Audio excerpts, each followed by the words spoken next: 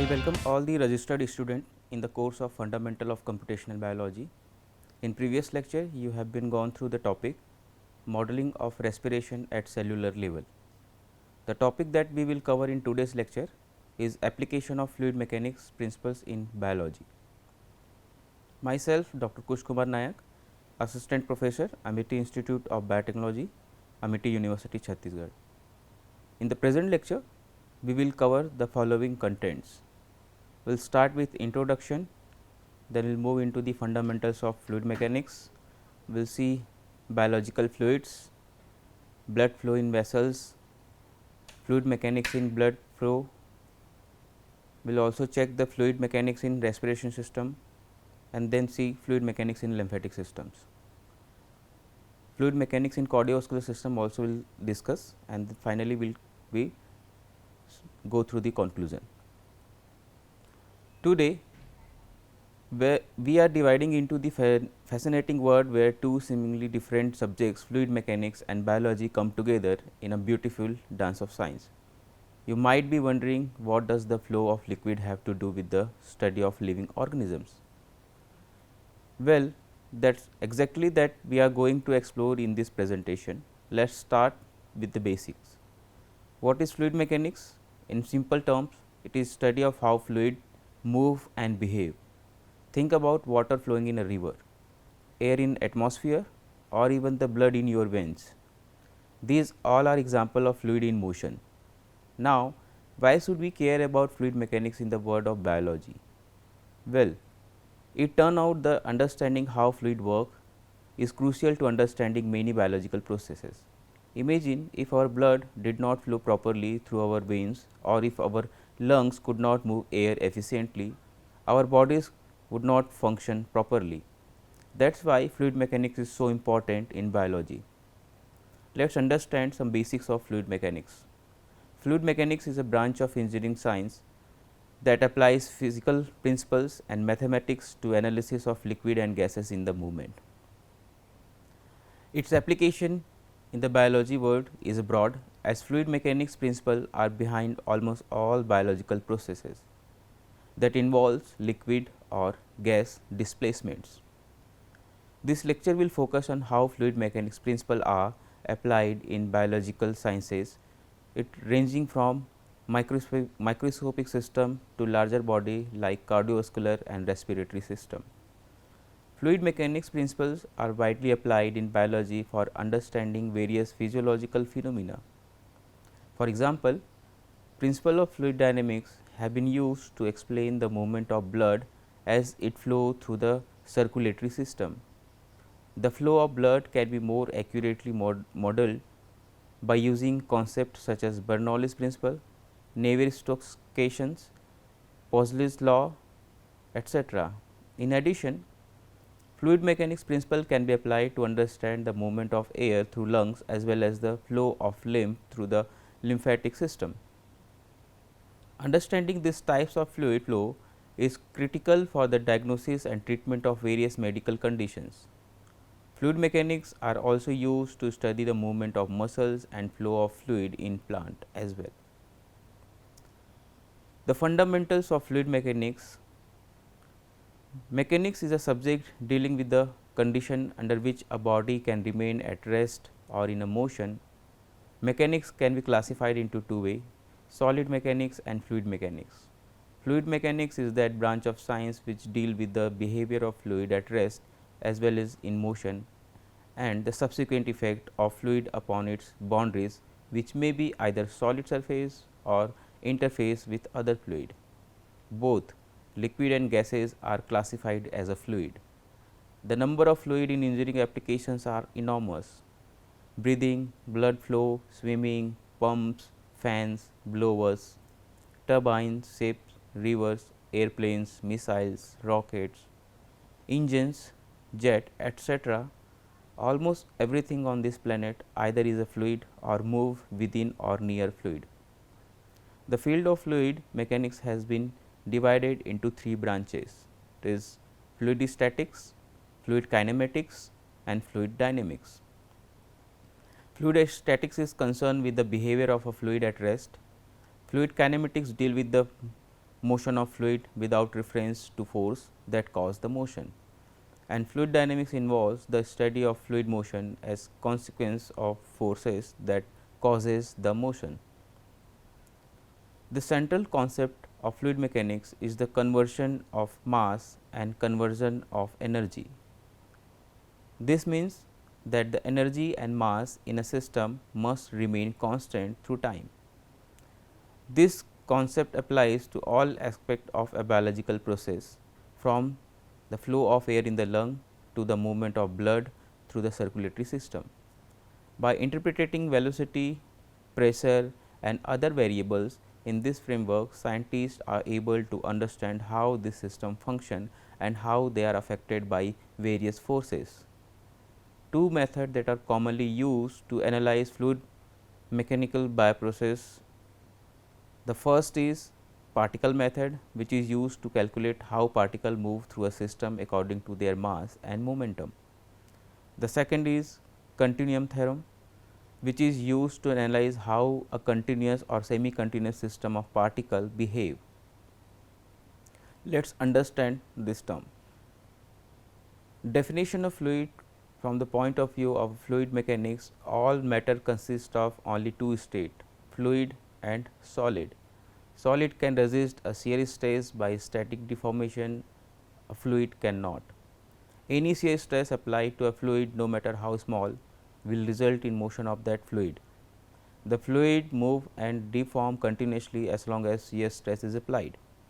A fluid is a substance that deforms continuously when subjected to a shear stress, however small the shear stress may be. A fluid may be either a liquid or a gas. The difference between two classes of fluid, liquid and gases, is all about the effect of cohesive forces. A liquid, being composed of relatively close packed molecule with strong cohesive force, tend to retain its volume and will form a free surface in a gravitational field if unconfined from above. Since gas molecules are widely spaced with negligible cohesive force, a gas is free to expand until it encounters confining walls.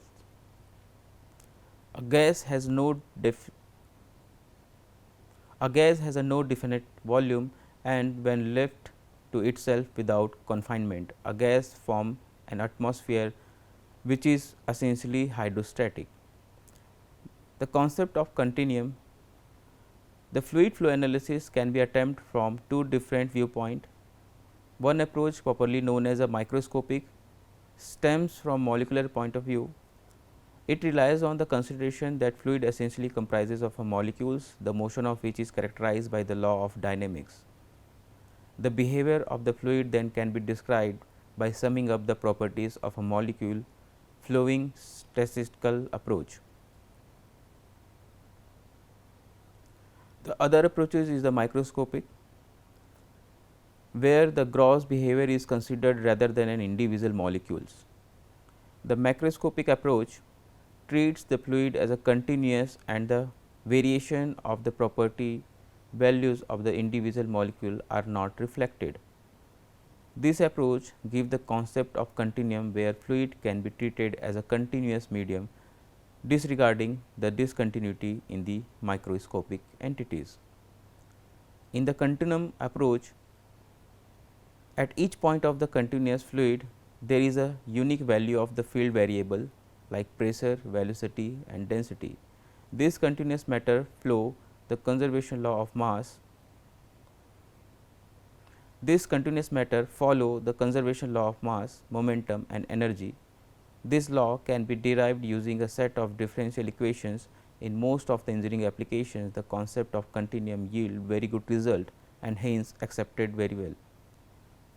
The property of fluid. Certain characteristics of a continuation fluid are independent of the motion of the fluid. These characteristics are called basic property of the fluid. Here elaborate discussion on such basic property are included. Fluid property is defined to be a characteristics of the material structure of the fluid. Flow property is something whose value is determined in part by how the fluid is moving.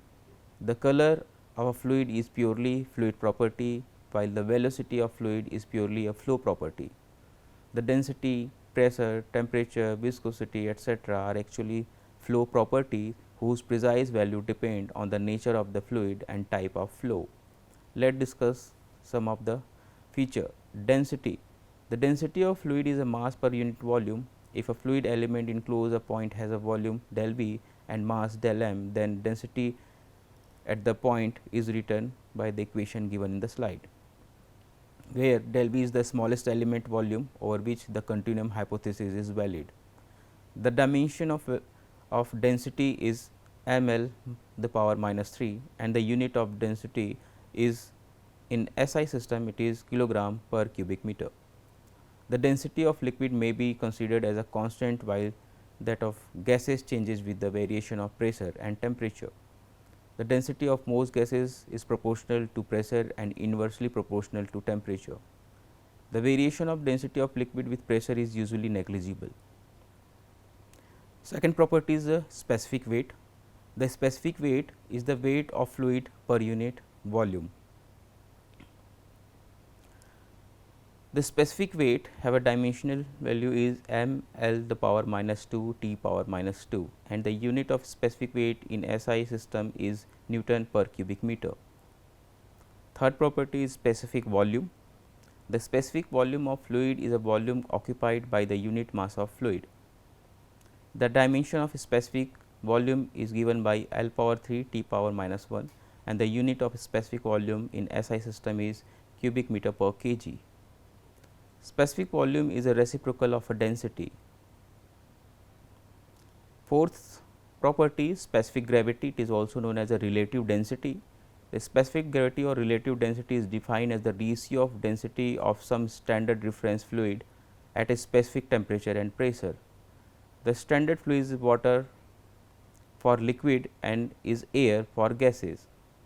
For liquid, the specified temperature and pressure are 4 degree centigrade and 101 kilonewton per cubic meter, and which the density of water is 1000 kg per cubic meter.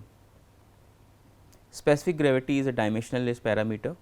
Engineers find this dimensionless ratio easier to remember than the actual numerical values of density of a variety of fluids. Let us discuss about the various types of fluid flow. Fluid flow types. Kinematics of fluid flow is the study of motion of fluids without consideration the force and moment that cause the motion. According to type of variations of property, different category of fluid flows are as follows. It is steady and steady flow, uniform and non-uniform flow, laminar and turbulent flow, incompressible, compressible flows, 1, 2 and 3 dimensional flows, internal and external flows, inviscid and viscous flow, irrotational and rotational flow. So, various type of fluid flow is appeared in the system, but in the body we just generally discuss about the laminar and turbulent flow. We also discuss about certain biological fluids in which we have concern about. The biological fluid or body fluid are all the liquid in the body that help transport nutrient or expel waste from the cell. Extracellular fluid is the body fluid outside the cell, like interstitial fluid, the fluid that fills the space between the cells is the main constituent the body. Third type is transcellular fluid, that is the fluid that fills the space in the chamber formed by the epithelial cell linings, is the least important. Another category fluid is intracellular, which is the body fluid inside the cell. The types of biological fluid like amniotic fluid, blood, bone marrow, cerebrospinal fluid, milk, nasal wash, plasma, saliva, semen, serum, sputum, synovial fluid, tears, urine and vaginal fluids, etc. These all are the some example of biological fluid found inside the body. Let us discuss about the various property of a biological fluids. Like first, composition. Body fluids are made up by various substances primarily water, electrolytes, proteins, hormones, enzymes, gases, waste product and nutrients. Second property is volume. The total volume of body fluid in the human body is around 60% of its overall weight. This volume can vary depending on the age, sex, body composition and health status. Third property is pH level. Body fluid have a regulated pH level to maintain the homeostasis. Blood, for example, maintains a slightly alkaline pH between 7.35 and 7.45. Another property is osmolarity. Osmolarity refers to the concentration of a solute in a body fluid. It is regulated to maintain the balance of a water and electrolytes in cell and tissues. The osmolarity of body fluid is normally around 300 milliosmolarity per kg. Another property is viscosity. Body fluid have varying viscosity ranging from water to more viscous. The viscosity of body fluid affect their flow ability and determines the resistance to flow in body. Another property is oxygen carrying capacity. Certain body fluids such as blood have the ability of transport oxygen to different part of the body. For instance, red blood cells contain hemoglobin, a protein that binds to oxygen molecule and carry them to tissues. This property is vital for cellular respiration and overall metabolic functioning. Another property is a buffering capacity. Body fluid act as a buffers to maintain the pH balance in the body. Buffer helps also prevent drastic changes in acidity or alkalinity, ensuring that cells and organs function optimally. The next property is ability to regulate the temperature.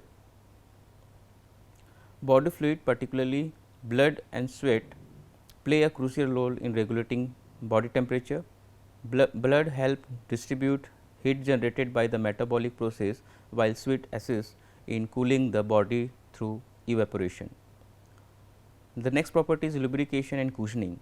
Some body fluid like synovial fluid and cerebrospinal fluid function as a lubricants and protects certain organs and joints from friction and damage. Synovial fluid, for instance, lubricates joints allowing smooth movement, while cerebrospinal fluid cushions the brain and spinal cord. The next property is waste removal. Body fluid, primarily urine and sweat, help eliminate waste products such as urea, excess water, electrolytes and toxins from the body. This process is crucial for maintaining proper functioning of various organs, especially the kidneys. Another property is ability to transport nutrient. Body fluid, particularly blood, transport essential nutrient to cells for energy production and other physiological processes. Overall, the property of body fluid are essential for maintaining homeostasis, supporting vital functions and ensuring the proper functioning of various systems within the human body. Let us understand the role of biological fluids in organ functioning. The biological fluid play a crucial role in functioning of organ in the human body. Some of the key role of biological fluid in organ functions are: first, blood. Blood is a vital biological fluid that circulates throughout the body, delivering oxygen, nutrient, hormones and other essential substances to organ and tissues. It also carry away waste products such as carbon dioxide and metabolic byproduct for elimination. Additionally, blood help regulate body temperature, pH balance and fluid balance. Another example is cerebrospinal fluid, which is a clear colorless fluid that surround the brain and spinal cord. It acts as a cushion, protecting this vital organ from injury. The CSF also provide nourishment to the central nervous system and help to remove waste product. It play a crucial role in maintaining the balance and pressure within the brain and spinal cord. Another example is synovial fluid. Synovial fluid is present in joint cavities and act as a lubricant, reducing friction between the joints during movement. It also provides nutrient and oxygen to the cartilage and help in the elimination of metabolic waste from the joints.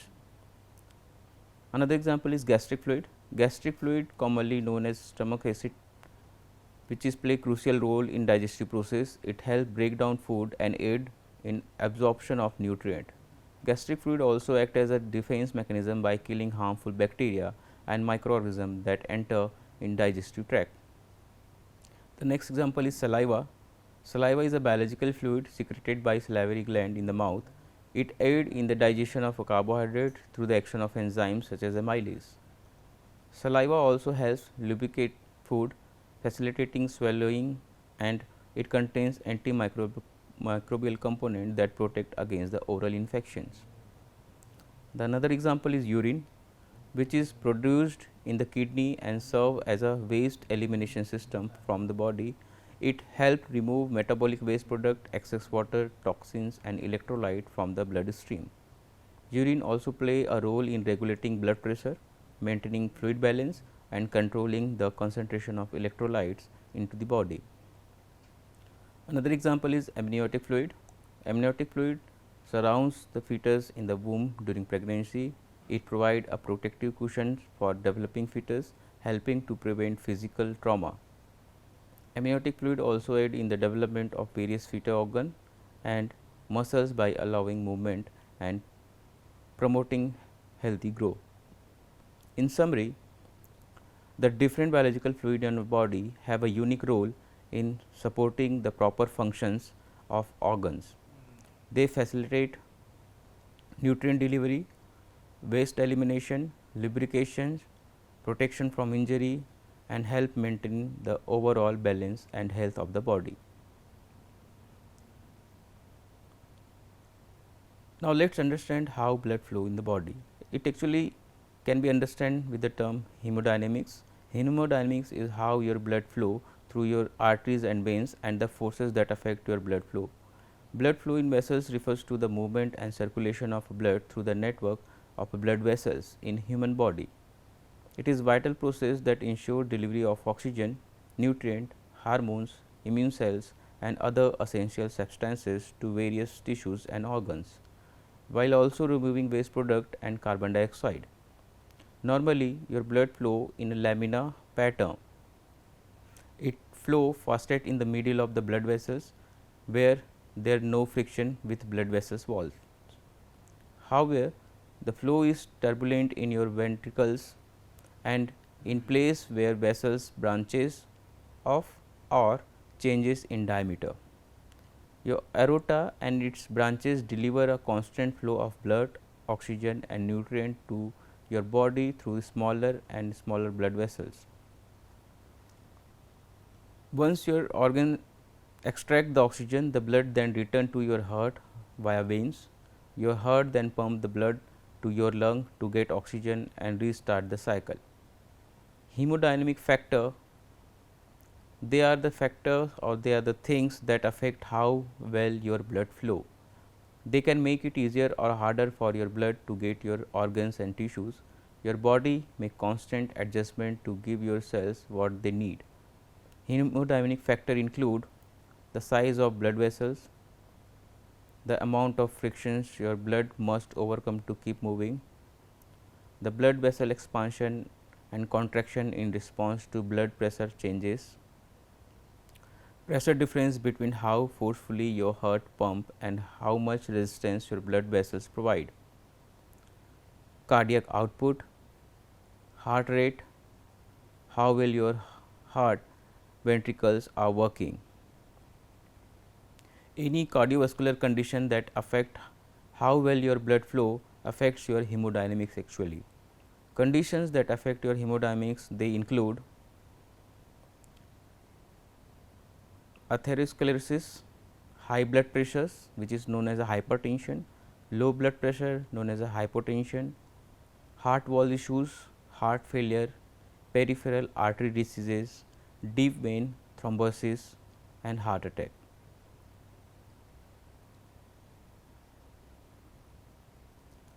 Let us try to understand how many type of blood vessels are there, actually arteries, veins and capillaries. Blood vessels are small tube-like structure that transport blood inside your body. How do you know if a blood vessel is a type of artery, vein or capillary? Several characteristics can help you distinguish between these three, which are location of the blood vessels, size of the wall, direction of the blood flow, oxygen content of the blood, presence of muscles, tissues, presence of walls. The first, arteries. The characteristics of arteries are located deep in the muscles, have very thick wall, carry blood from the heart to organ, carry oxygenated blood except for the pulmonary artery, and it has a thick layer of muscles tissue inside. It have no walls. Example, aorta is the largest artery in your body. Veins, the various characteristics of veins are they are located closer to the surface of your body, have thin walls, carry blood towards your heart, it carry deoxygenated blood, has a thin layer of muscles tissue inside, it contains walls to keep blood flowing, and the third type is capillary, whose characteristics are it located inside all tissues, have a very thin wall, carry blood between veins and arteries, carry both oxygenated and deoxygenated blood, do not have muscles tissues, and they do not have walls. Let us understand the flow pattern that happen inside the blood vessels, that are actually laminar and turbulent flow. The blood flow can either be laminar or turbulent. Laminar flow is a linear flow mainly found in the middle of the vessels. Laminar flow refers a predictable distribution of a flow velocity in layers that parallel the vessel wall, while turbulent flow is any disruption in a laminar flow. Turbulent flow describe a situation in which blood flow in all directions. This occurs when veins wall is injured or undertake a sharp turn. Reynolds number predict the changes of flow being turbulent. The higher the number, the increased likelihood of being turbulent and vice versa.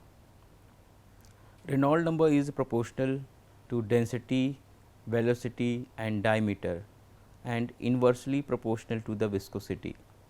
For an example, high blood pressure causes increase in velocity, which increase Reynolds number and increase the changes of the turbulent flow. Anemia indicate low blood viscosity, which will also increase Reynolds number. Therefore, turbulence could represent any underlying pathology. Shear force can be consequence of a turbulent flow because velocity on the wall should be near 0. Disruption at the wall can damage the vessels and lead to the atherosclerosis, thrombosis and emboli. Importance of blood flow. The flow of blood along arteries, arterioles and capillary is not constant, but can be controlled depending upon the requirement of the body. For example, more blood is directed to the skeletal muscles, brain or digestive system when they are active, and blood flow to the skin can be reduced or increased to aid with thermoregulation. Blood flow is regulated by vasoconstriction or vasodilation of a smooth muscles. Fiber in the wall of blood vessels, typically arterioles. This regulation can be systematic, affecting the whole of the circulatory system or localized to specific tissue or organ. Regulation of blood flow is managed by adjusting the contraction or relaxation of smooth muscles in the wall of arterioles and capillaries. This control can be systematic, affecting the whole circulatory system or localized to specific tissue or organ. Arterioles are the primary blood vessels for local control due to their physical location within tissues and ability to vasodilate and vasocontract to influence blood flow. The greatest changes in blood pressure and velocity of blood flow occurs at the transition of arterioles to capillaries. This reduces the pressure and velocity of flow of gas and nutrient exchange to occur within the capillaries.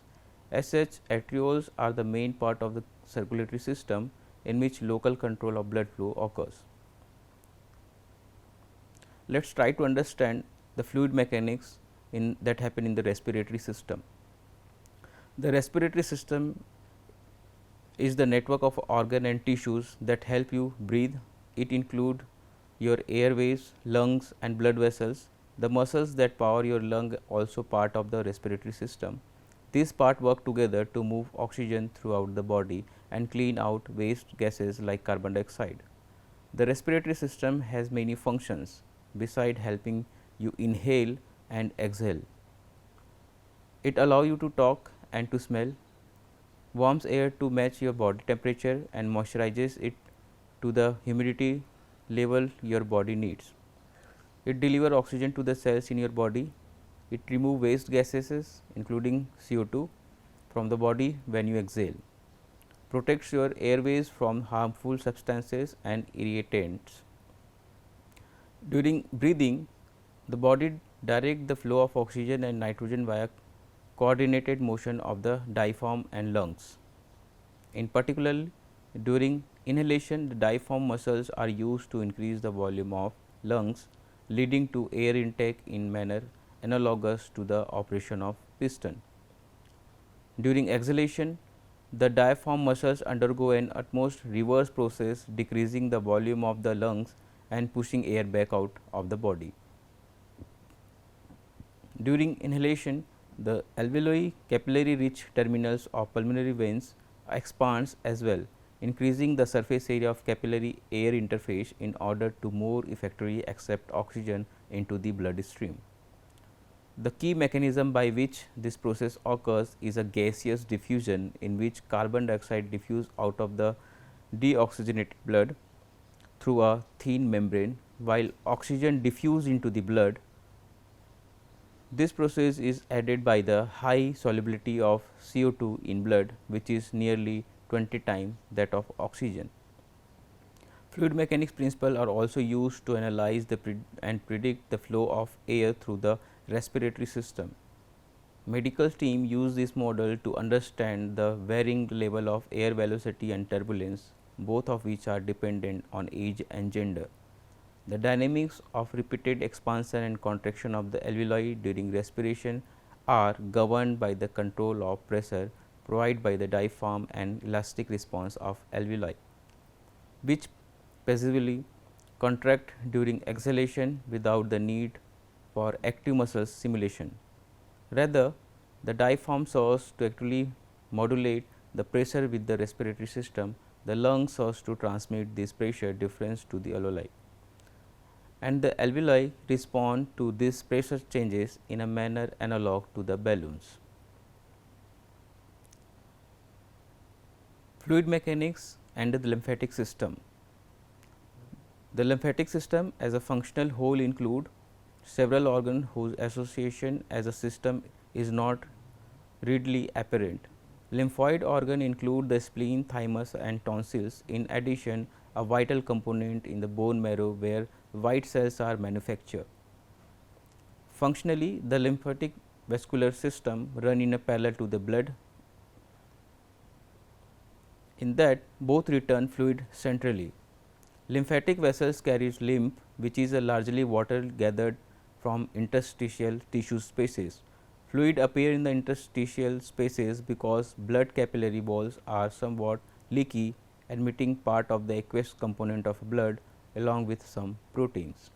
The lymphatic vascular system scavenges this water and protein, ultimately return it to venous circulation via junctions with the subclavian veins at shoulder level. The maintenance of this interstitial milieu is one of its vital function. If fluid is not returned to the blood system at the same rate as it leaves, the painful and debilitating conditions of anemia can develop. All lymph passes through at least one lymph node, where this potentially harmful foreign matter is mechanically sieved and neutralized by dendritic cells, macrophages and T cells, B cells of the body's immune system. There are some 500 to 600 lymph node in the human body. There are also specialized blood vessels inside node across which fluid, protein and cells may translate in either direction. It is estimated that capillaries lose the interstitium some 8 liter per day of fluid which become afferent lymph. After reabsorption of at the nodes, the total post nodal flow rate is about 4 liter per day. Fluid mechanics in cardiovascular system. Blood flow is a key function of the cardiovascular system. Fluid mechanics principle help explain to behavior of the blood flow. It is propelled through the different part of the body. To analyze this flow, researchers use equation and models that are based on the property of a flow. Blood flow follow a specific pathway within the blood vessels, which can be divided into the major circuits. The first one, the systematic circuit and the pulmonary circuit. The two circuits connect at the heart, completing a full cycle of blood flow. The factors influencing blood flow include the diameter of blood vessels, blood pressure and resistance within the blood vessels. The regulation of this factor helps maintain an adequate blood supply to meet the varying metabolic demands of different tissues. In summary, the blood flow in vessels involve the continuous movement of blood driven by the pumping action of the heart. It ensures the distribution of oxygen, nutrient and waste product throughout the body, enabling the proper functioning of organ and tissues. So, in conclusion, we can say fluid mechanics is a key component of many biological process. Its principle help explain the behavior of liquid and gaseous movement both on a microscopic and macroscopic scale. By using equation and models that are based on fluid mechanics principles, a student can obtain important insights into the natural world. The list of reference are given in the present slide, where you can go more details about the present topic.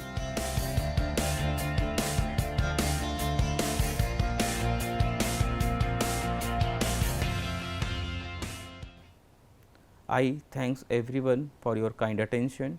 Hope this lecture has been fruitful for you. In the next lecture session, you will be able to learn about basics of transcription and translation in details. We will meet you in the next lecture session very soon. Till then, take care.